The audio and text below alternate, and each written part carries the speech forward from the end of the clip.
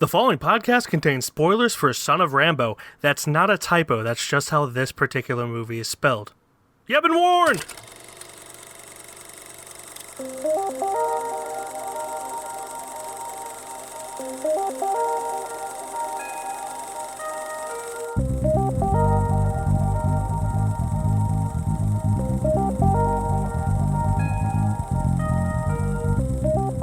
What's up, everybody, and welcome back to another episode of KFR News Radio. This is your host, Glenjamin Button, along with your host, Miguel Me Gusto. Hello. Hello, my dear compadre. How are you, good friend? I am good. That is good. What's up, my friend? Not too much, just, I almost said living the dream, and I hate it when people say living the dream. That's why you gotta say Vida Loca, Ricky Martin it up. Living La Vida Tacos Locos. Oh, the tacos are so good. Don't make me hungry right now. So, I saw that you had a little movie marathon this week. Yeah. And I'm excited to discuss it. I rang in the new year. I did all the delicates and stuff like that. I don't know what that means, so that's fun. And then I had a short stream yesterday, so I was like, you know what?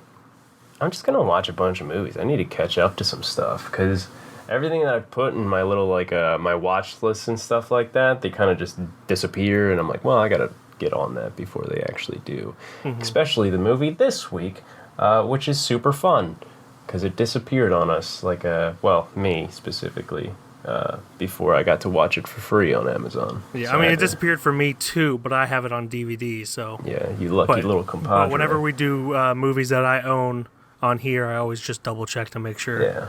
So I'll knock a couple of these out. So the first movie that I watched was All About Nina. It's got Mary Elizabeth Winstead and Common. It's just kind of like a comedy that really goes dark. I saw a bunch of mixed reviews on it, so I never got around to watching it when it first came out. I love Mary Elizabeth Winstead, and I think she's great in everything she's in.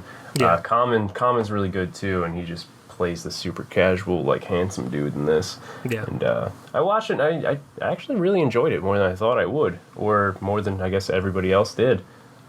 It was pretty good. It was really the dark twist kind of towards the end is kind of a major blow on why comedians can be so dark in there. I haven't seen it, so. Oh yeah. Well, I'm not gonna spoil it, but you bet's not. Yeah. So it's kind of like a cool sight of in someone's eyes of why, because there's a lot of comedians out there that are pretty dark and aggressive with their comedy, and she was one of them, and then you get the insight on kind of why she is that way. And, that's all I'll go into for that. It's a really good film. Then I watched Cool Hand Luke, which I hear the reference a lot. Oh, you're some kind of cool hand Luke, and I'm like, I gotta watch this movie because I don't know what the fuck that means. So I watched it. It's got Paul Newman in it. Came out in 1967. I think I watched this on Netflix. This does not look like it came out in 1967 at all. The cinematography is killer. I'm not saying that they didn't understand what cinematography was like back then, but I was just visually impressed by what was going on in this movie. I don't know if you've seen it yet. I have not. But this was a killer movie, and Paul Newman is such a suave guy, and his smile and handsome persona is just fantastic. And I loved it. I thought it was great. For not knowing anything about it, I kind of went into it just blind and was like, all right, this is awesome, sick. And I had no idea this is the movie that was the quote of, what we have here is failure to communicate. I had no idea this was that movie, so I heard that and I was, that meme where Leonardo DiCaprio was just pointing at the screen in the new Tarantino movie. That was me. I'm like, oh, just I understood that. And then the next movie that I watched, kind of a letdown compared to the last two that I had watched, was Breakdown. Came out in 1997. It's got Kurt Russell and J.T. Walsh, Kathleen Quinlan.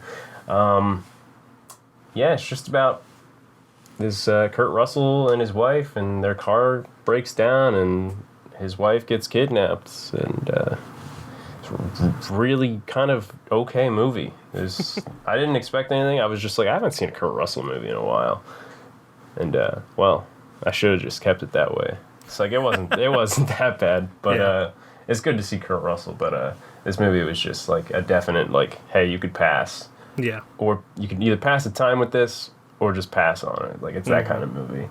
And then I watched Flower, which has is her last name Dutch? Zoe Deutsch.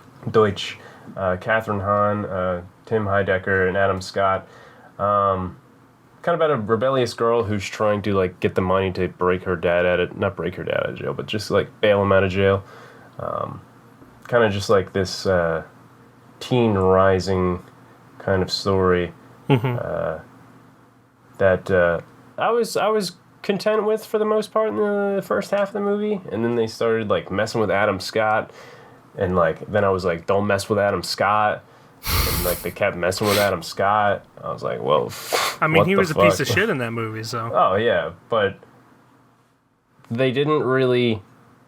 I don't know. Just the other half of the movie just was like, all right, well, what the fuck are these choices that this teenage girl and boy are having? Yeah. And I don't know. It's just it wasn't for me. If it was anything.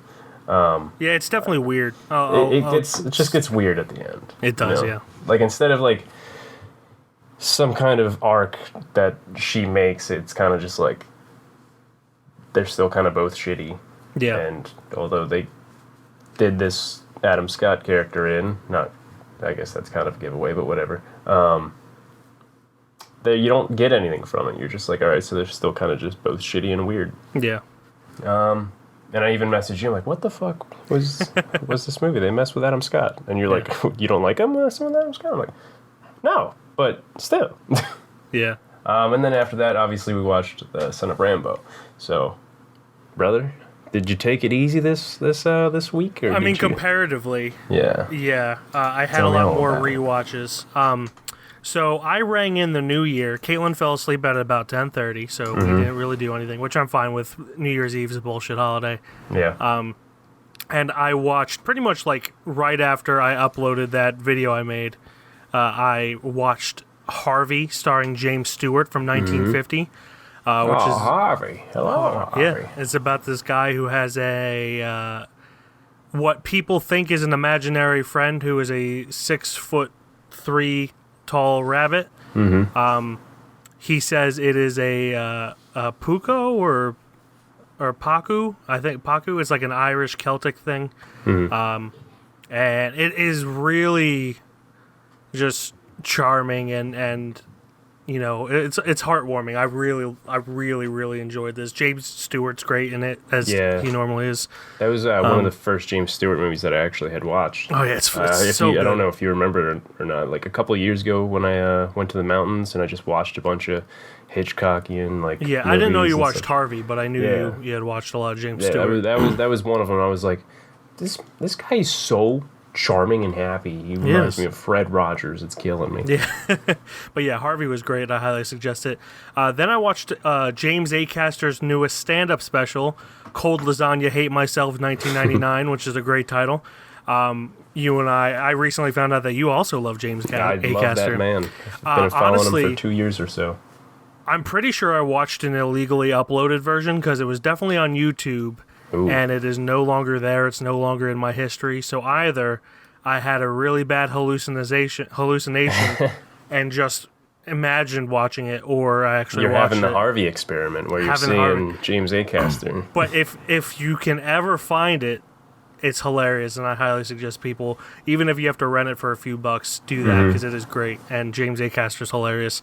It starts off with a lot of British politics that you might not understand, but he tells it in a pretty succinct and funny way. So just bear that in mind. Like the first 10-15 minutes is all about Brexit and everything. So you might be like, what is he talking about? Yeah. And yeah, just roll with it. Then I watched what is technically a mini-series, but you could tell was just a film that they cut down into 3 episodes because it was 3 hours long. Called Black Narcissus. I watched the original Black Narcissus from 1947 last year, one of the last movies I watched. And I was like, hey, there's a miniseries with an actress I really like, Aisling Franciosi, I think her name is. Yeah. She's in the movie Nightingale. She's in this. She plays like one of the best characters from the first one and in this. And it's overall, it doesn't do anything really to make itself stand out from the original. Okay. Which is a shame because I thought, given the subject matter, it would really stand well without the censorship of the 40s that they had. And it does to some extent, but it doesn't try anything new. It doesn't expand on anything. It's kind of all the same, more or less. But it's solid. I still think the film is better, especially because it tells the exact same story in about half the time. And I was gonna say, it sounds mad familiar. Like, where did you find that on? Black Narcissus, the miniseries, is on Hulu, and then that's definitely probably where I saw it then. Yeah, the film, I believed I watched on Criterion Collection or Amazon Prime. I can't recall. But yeah, it's worth checking out, especially if you want to kill 3 hours. Yeah. Then I rewatched The Mummy because I got it on 4K Blu-ray for Christmas. Yes, you should. And I was like, I got to watch The Mummy on 4K Blu-ray for Christmas. And it was wonderful, and I loved it. Good. Then I rewatched Son of Rambow, which we'll get into in a minute. And then I watched a South Korean film called The Quiet Family. The Criterion Collection has this collection category, if you will, called Modern Korean Cinema. Yeah. Where it has like a mini interview with Bong Joon-ho and Park Chan-wook. They discuss how in the 90s, after censorship laws were lifted in South Korea, their film industry really boomed and gave birth to all these great directors. The Quiet Family is like one of the first films that was made after that. Well, that sounds awesome. Yeah, it's really good. It's directed by where is his name? Kim Ji-woon, who is known for I Saw the Devil, Tale of Two Sisters, The Good, the Bad, and the Weird, and the American film The Last Stand, which I haven't seen. Is that the Arnold Schwarzenegger one? It is. His Korean films are great. I heard that The Last Stand leaves much to be desired, but I doubt that is his fault and more the studio's fault. And then it also stars, what's his name? Choi Min-sik, who is the main character in Oldboy, and then Song Kang-ho, who is the dad from Parasite. So it's them, like... I was going to say, those two are great. Yeah, it's them in the 90s, so they're a lot younger. But this is like a really funny black comedy about this family who run this mountainside inn, and at first people just keep committing suicide there, but they don't want to be known as the hotel where people commit suicide, so they don't call the police, they just bury the bodies. And then it just spirals into chaos, and people just keep dying, and it's really funny and dark, and I really enjoyed it. I was actually, funny enough, going to get on the Criterion collection this week. I was like, yesterday, actually. I was like, maybe I'll hop on that finally and hack into your little account. Yeah, you should definitely check it. It's got a lot of really good, obscure movies. Yeah. It's got a lot of old movies, but there are at least ones that have been hand-selected by the Criterion Collection, so you know they're at least somewhat good. But yeah, that's I highly suggest it. You're more than welcome. Yeah, definitely. FBI agents don't listen to this, but you're more than welcome to. What are you talking about? Shuffles piece of paper. We live together. We're in the same home. Same home. But yeah, that's all I watched this week. And it's nice to finish the movies I'm done before 15 minutes or even 20 minutes. 25 minutes in. So yeah, do you have any news before we get into Son of Rambow? I don't, but... I actually don't have any news. Okay, well, let's... If I'm being honest, I think somebody died, like, at the last, hour or two. But, I mean, I don't know. That's I don't know honestly who that was. Tanya Roberts? Oh, yeah, she was a Bond girl, I think, in Dr. No, right? A View to Kill? Or A View to a Kill? Oh, yeah, she's I guess that's a Bond movie? Is that a Bond movie? It looks like one. A 70s show actor and Bond girl Tanya Roberts is confirmed dead at 65, a day after her death had prematurely reported. Wait, what? Yeah, her PR, her publicist announced that she had died because, to his defense, he was, emotional and thought that she was actually gone because they took her off of life support. And I guess he didn't have an understanding of life support just being something that keeps you alive but doesn't kill you right away when you are taken off of it. So he thought that she had died. Oh, jeez. So, it's, especially if you're in an emotional state, it's a very understandable mistake. but she didn't die until the following day. So, unfortunate mistakes, but honest, no one was trying to really be malicious about it. Yeah. Well, rest in power to her. Yeah. For being the gorgeous Bond girl that she was. Very talented, I'm sure. I'll have to watch some movies of hers. Mm-hmm. I think she was obviously more than that. Yeah, she was probably talented and a very, very nice woman. Yes.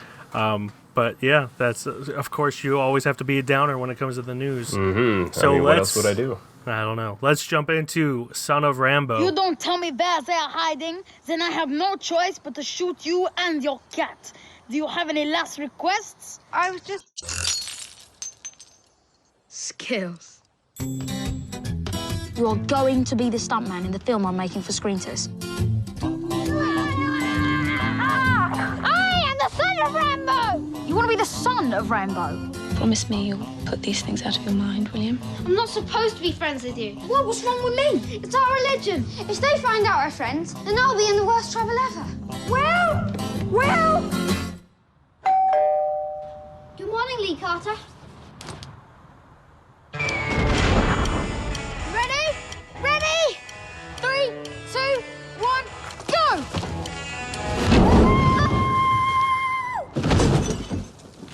You all right? I'm all right, Lee Carter! Son of Rambow. During a long English summer in the early 1980s, two schoolboys from different backgrounds set out to make a film inspired by First Blood. That's the first Rambo movie, for those of you who don't know. It is written and directed by Garth Jennings, who also, for, little fun note, directed The Hitchhiker's Guide to the Galaxy, if you love that movie. It stars Bill Milner, Will Poulter, Jessica Hines, and Neil Dudgeon. And came out 2007. I watched it probably 2010-ish, maybe. Mm-hmm. Not long after that it came out, but definitely before We Are the Millers came out, which is the first movie I saw Will Poulter in before his career kind of exploded. And Glenn, I'm sure watching this you can understand why I picked it. Oh, absolutely. I mean, first off, Will Poulter freaks me out that he's actually British. Or English, because I had he's no got idea. such a good American accent. He's got such a good American accent, and I didn't know he was British or English until that podcast that you promoted last time. You didn't know for that long? I had no idea. Wow. Because he always plays the American, right? He always plays this American eyebrow dude. That was actually his first credit, American eyebrow dude. American eyebrow dude. But he is very British, just got a killer English accent, American accent, and he is super young in this, along with Bill Milner, who is also, he's not quite as big as Will Poulter, but he's in that movie we watched a few years back, Anthropoid. Mm-hmm. He has a quick part in X-Men First Class. He plays a young Eric, who I believe is a young Magneto, if I'm not mistaken. He's in Dunkirk. He's in. Yes, he was. Yeah, he's got a bunch of films. I think Dunkirk might be his biggest role. Mm-hmm. Maybe, I'm not sure. Or this. Who knows? But anyway, they're both really great young actors, especially in this. Will Poulter specifically just kind of blew me away with how natural he was in this film. He didn't feel like he was acting, to the point where I was surprised when I found out that he's kind of a quiet dude, more or less. Yeah. Because he's very loud and obnoxious in this, and he pulls it off very well. He also pulls off the kind of maniacal character very well, too. Not just in this, obviously, because he's kind of more of a bully type. Yeah. But he pulls it off just throughout his career pretty well, too, which is pretty awesome, to nail. But this, for sure, he definitely set it in, definitely set his career forward on how he was going to perform the rest of his stuff, shall I say. Yeah, and I think the thing I like most about this movie, I know the thing I like most about this movie is how nostalgic it makes me feel. Not for the 80s, I didn't grow up in the 80s, but running around making movies and doing stupid, dangerous stunts for your movies when you're not trained to do so. I'm sure you can attest to this. That was my life growing up. Maybe not quite as young as they were, but I definitely, Yeah, we were roughly in our teens when we started, like maybe like 15, 16 when we were doing our stuff, but not together, obviously. I was always like writing movies, and then performing them, but not recording them because I couldn't afford a camera. Yeah. My family couldn't afford. I definitely couldn't afford a camera because I was a child, but my family couldn't afford a camera, so I would like write things and then we would act them out. And then we also had to deal with the little VHS tapes like in the cameras for a while too, so it couldn't really translate until we grew a little bit older. But yeah, I definitely felt that nostalgia too, as well, with me and Zach making our stupid segments that we did. Yeah. I'm sure it was obviously the same for you and Colin. Oh yeah, we I'm going to reiterate. Mm-hmm. None of what I'm about to say is a good or smart idea. We used to like break into abandoned buildings. And like that probably had like a shit ton of black mold. They had collapsed roofs and ceilings. Mm-hmm. We had unchoreographed samurai sword fights with real samurai swords, not fake ones. We bought real ones and would just swing them at each other. And then we young again. Yeah, then we would go up on that bridge in Downingtown that has like a shit ton of holes to the point where they have put like essentially a diaper on it. Yeah. But just going out, getting into a little trouble, but nothing too bad was always fun. And it also tells a good story of two people who are, they have no reason to be friends, but because they're both outcasts, become friends. Yeah. And they both have a love for this movie that, well, the one character, Will, didn't until, obviously, he met...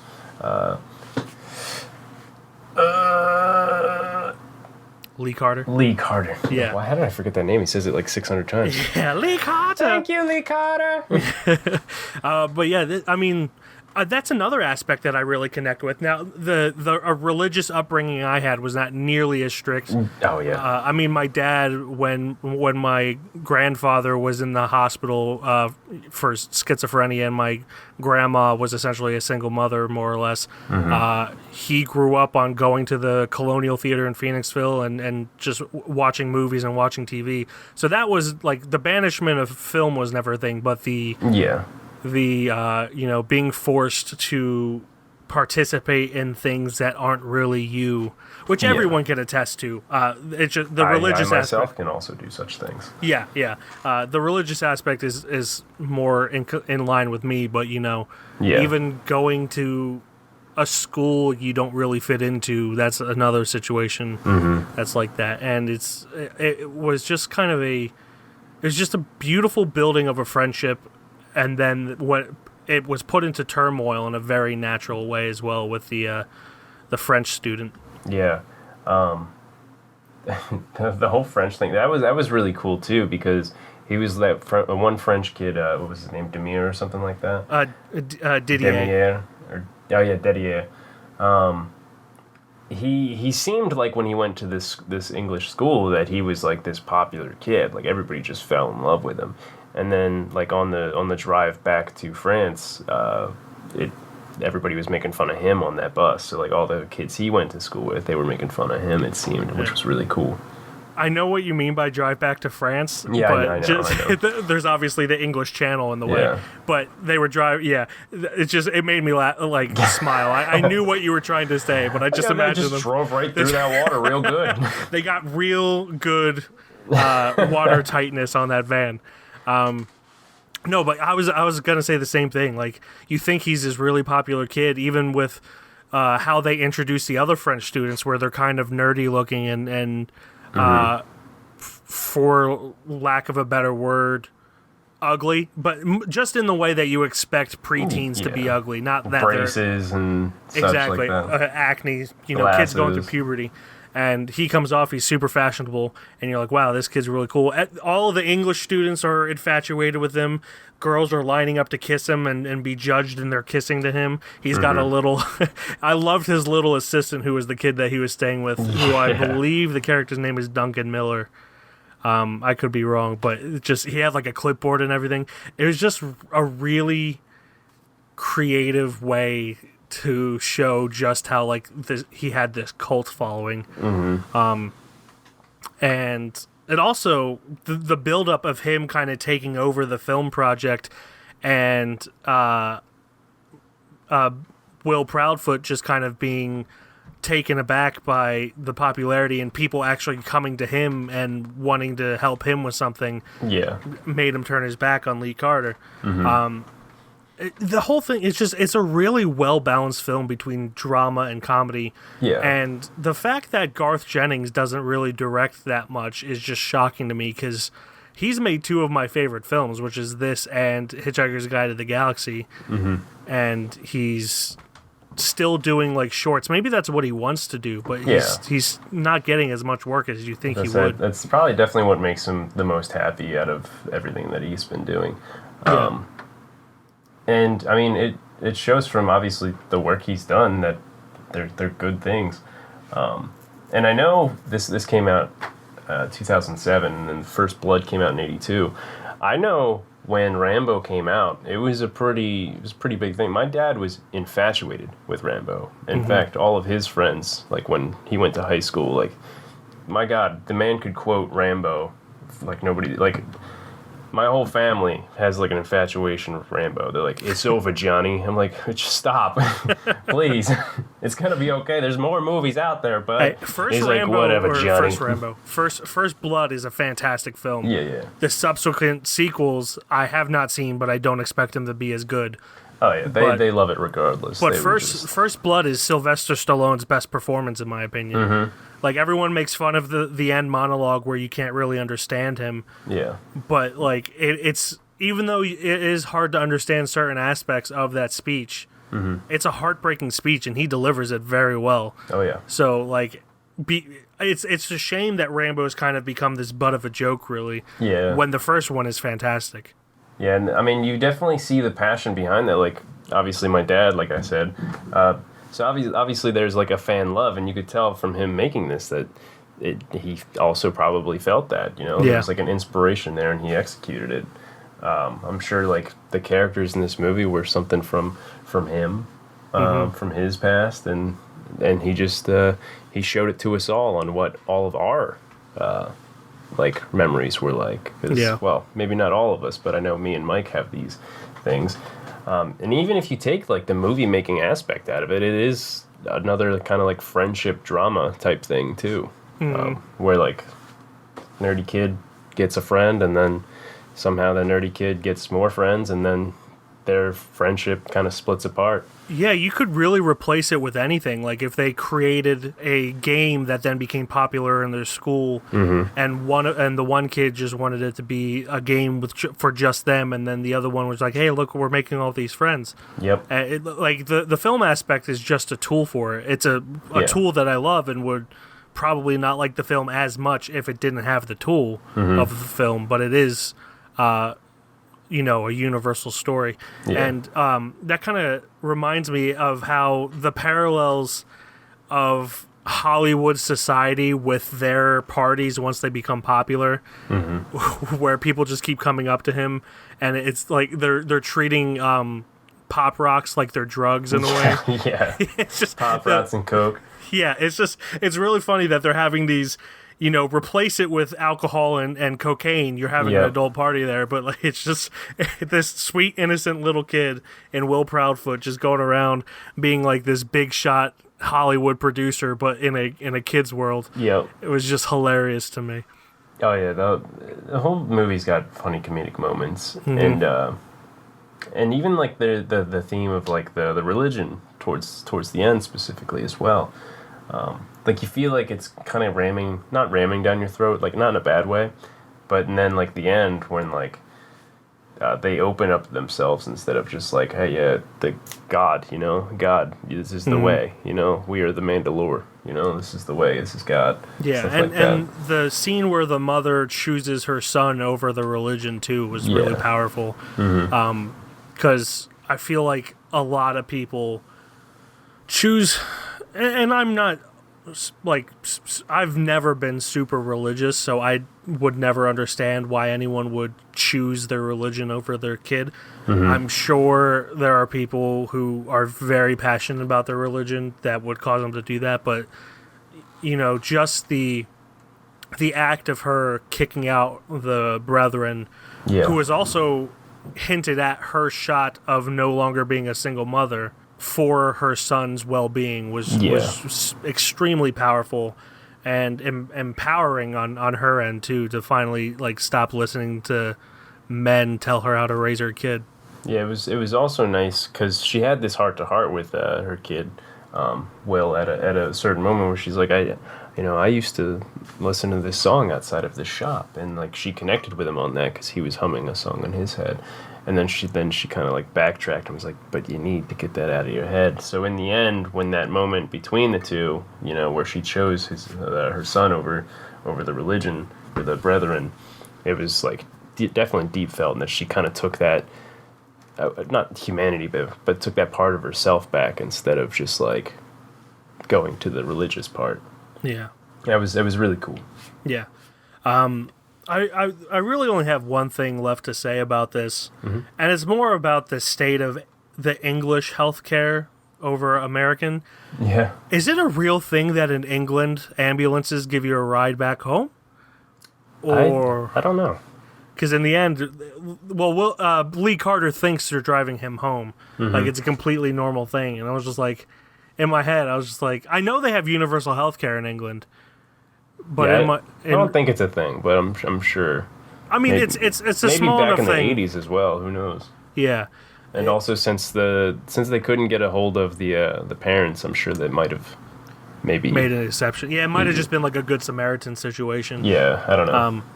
But that just kind of threw me off, and that kind of culminates to everything where you think he's like infatuated with his older brother, who really he has no reason to be infatuated with. That part had me dying.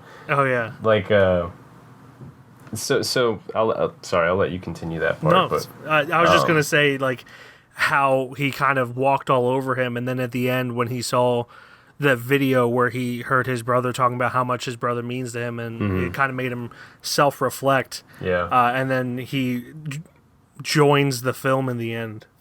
And then it's just really sweet. That's the part that made me die, is because when he was acting, he was kind of giving this speech more towards his brother than the actual movie, obviously. Yeah. He gives this like nice heartfelt speech. Obviously, he's not being a good actor. He didn't come on. He's reading cue cards. You can tell he's reading it. Yeah, and then at a certain part, he's just like, "All right, let me die in peace now, okay?" So that part just got me for no reason. I just started dying. Oh yeah, it was just this heartfelt speech, and he's like, "All right, well, let me die in peace now." Yeah, but I think it's pretty great. Yeah, it absolutely was. In all, it's just a really sweet film that I think anyone can relate to, even if you're not a filmmaker. Mm-hmm. Yeah, you just literally replace the one aspect, and like, I mean, it could be that movie for you. Yeah, it could be comic books, it could be food, it could be anything, and just the fear of one friend not wanting more people to enter their world, and the other one wanting people to enter their world and just the realization of that is great. Are you that little boy making a film? Mm-hmm. Can we be in it, please? I will be star of your movie. Is this all right, Will? It's perfect. It's my film. You said it was my film. He's driving the Jeep for the getaway scene. Well, if I'm not needed, I'll be taking my camera back then. Don't be stupid. It's not you, it's them. I hate them. Look, I'm sorry, okay? It was better when it was just us two. Son of Rambow, take one. Click. Action! I've come to save you, Rambo! Hold on!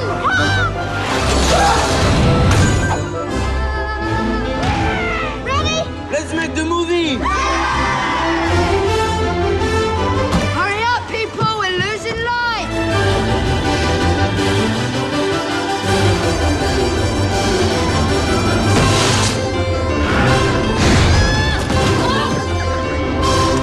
It's nice to be done the review. I know.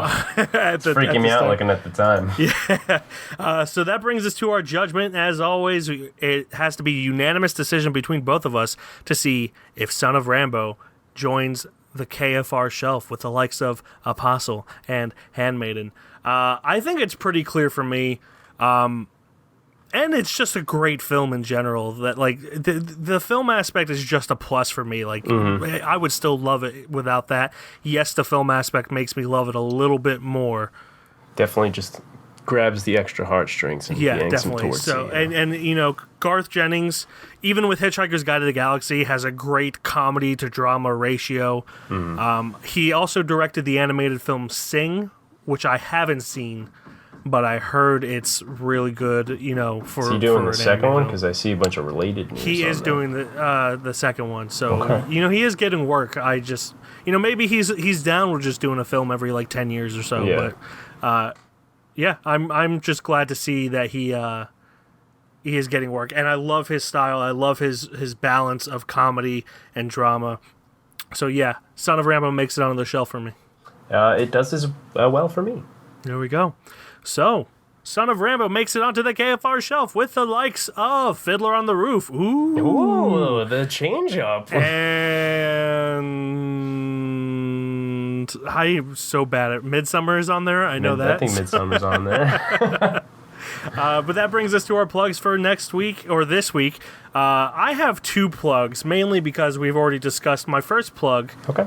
Doesn't appear to be available anymore, but I know I saw it. And that is James Acaster's Cold Lasagna Hate Myself 1999 2-hour-long stand-up special. It's 2 hours long of the same show, and it's fantastic. Yeah. He used to have lollipops, but now he's got your kids. He's called the child catcher for a reason.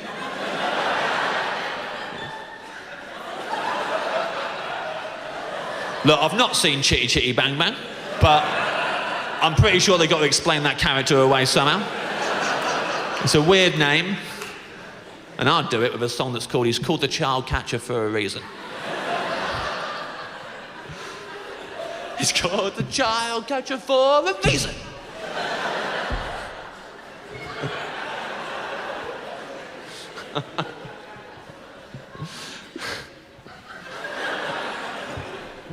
Why do they call you that? I catch children. That's a bit on the nose, you're telling me.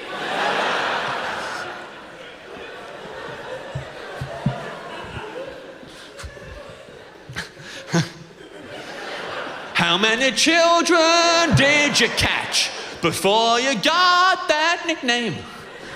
That's a good question I'm not usually asked. The answer is I caught 5. If you can find it anywhere, check it out. But because it's not at the place that it was when I watched it, I am also going to throw in the TV series Fargo, which is produced by the Coen brothers. And, every season is a different story, but they're all kind of interlinked in a way. Season 4 just came out this past year, I think in somewhere between September and November, maybe throughout all those months. Yeah. But it's got Chris Rock in it, and it's fantastic. It's got Jason Schwartzman as well. I was gonna say, I do hear it's pretty great, so I have to get on that as well. Yeah, some seasons are better than others, obviously, which is it's bound to happen when you have inconsistent storylines between series. Yeah. But this one, season 4 is my favorite since season 1. Season 1's still the best, but that's because it's based off the movie more.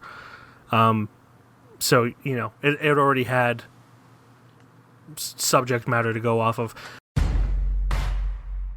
You sure about this? You remember what happened to the Irish? Italians, they're the past. We're the future. They just don't know it yet. We're the goddamn Roman Empire.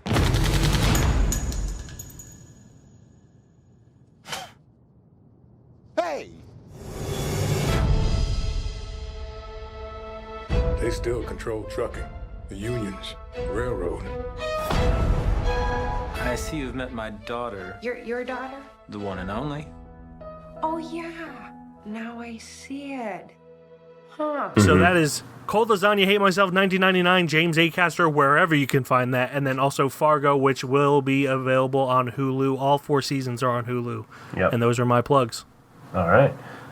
For me, obviously we know this podcast isn't real unless I give some dastardly devastating news. And I already did with the one actress who died, but I'm going to hit you with 2. Why not? No. So we actually just found out on New Year's that MF Doom, the kind of famous rapper, he's a very underground man, but he was a huge inspiration to a lot of big name rappers. Like he was top tier, one of the best in the world. We actually found out on New Year's that he died, but that he had died basically on Halloween. Yeah. Which is kind of insane to think about. That I mean, obviously the family, they had every right to hold that news, but it's kind of insane to think about that he died in October and that we're just finding out about it. Yeah. I mean, good for the family. They're getting time to mourn. Oh, absolutely.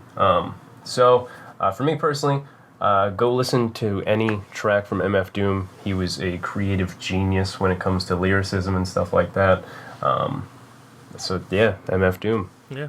And he had many aliases, but MF Doom was kind of his main one. MF Doom is what I know him as. Yeah. I'm not a huge fan. Well, like hip hop's not my thing. It's not him particularly. It's just hip hop. Yeah. But there's only one beer left. Rappers screaming all in our ears like we're deaf. Tempt me, do a number on a label. Beat up all the MCs and drink them under the table like it's on me. Put it on my tab, kid, however you get there. Foot it, cab it, iron horse it. You leave it on your face, forfeit. Across the mic, hold it like the heat, he might toss it. Told her, tell him they stole it. He told her those he are our lost plugs it. for this week. That brings us to what our assignment is for next week. Glenjamin Button, it is your turn to pick. Oh, look at that. It's my week, isn't it? Yeah. So the other day, actually, well, yesterday for me, while I was doing my marathon, I was trying to clean up my watch list a bunch. I was trying to navigate the mess that is Amazon's UI and Hulu's UI and just all of the fun stuff. Netflix is still top tier for me. But so I was going through them all. I was trying to find some new stuff, and I did find a bunch of stuff, so I was able to navigate through for future stuff like this. So I found a movie that I've heard about a lot, kind of just like Cold Hand Luke, that I've been wanting to watch but never got around to doing it. And we are going to watch St. Elmo's Fire. I can't remember who met who first, or who fell in love with who first. All I can remember is the 7 of us always together.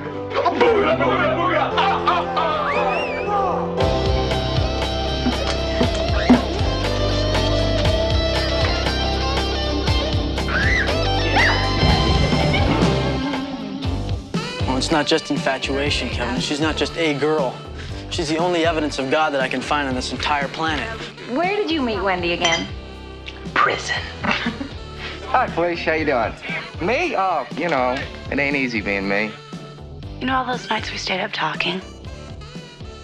How come you never made a pass at me?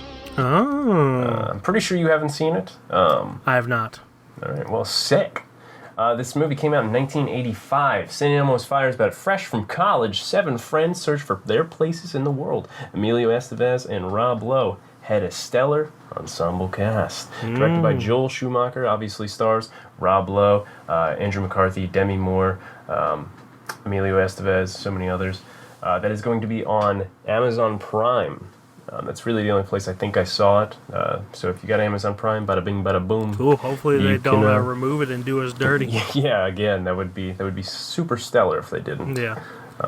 So yeah, there we go. So St. Elmo's Fire on Amazon Prime. That is our assignment for next week. As always, you can check out our website, www.keystonefilmreview.com. On Instagram, Keystone_film_review. Twitter, Keystone_film. Facebook, Keystone Film Review. And YouTube, Keystone Film Review. And on Letterboxd, I am Mike KFR. And I am Glenn KFR. And that will do it until next week when we get our hair blown out. Is that an 80s term? We might as well. Something. Let's just go back in time and make it a phrase. Shout. Let it all out. I don't know if that has anything to do with this movie. That's my favorite 80s song. I feel like it does now. Yeah. We've made it. Bye-bye. Bye.